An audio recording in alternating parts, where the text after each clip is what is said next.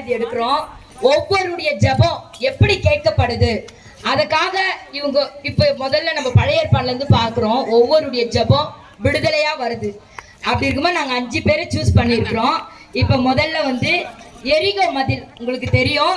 எரிகோ மதில 7 ஆசாரியர்கள் சுற்றி வரும் பொழுது ஆர்ப்பரிக்கும் பொழுது அது கோட்டை இடிந்து விழுந்தது. அந்த அந்த இதுதான் இங்க போடுறோம். நாங்க பார்க்க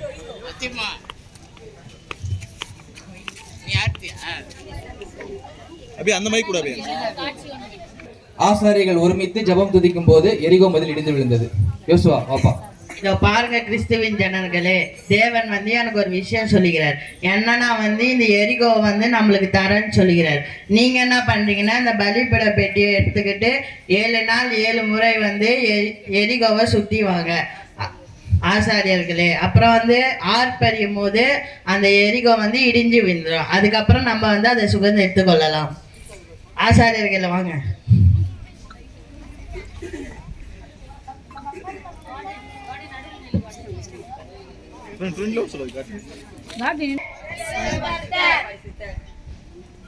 சேனகீர் கர்த்தர், சேனகீர் கர்த்தர்,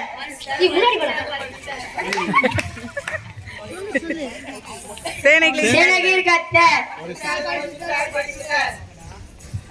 சேனைகளின் கர்த்தர், சேனகீர் கர்த்தர், சேனைகளின் கர்த்தர், சேனகீர் கர்த்தர், சேனைகளின் கர்த்தர், சேனகீர் கர்த்தர். ஜனங்களே ஆர்ப்பரியுங்கள்.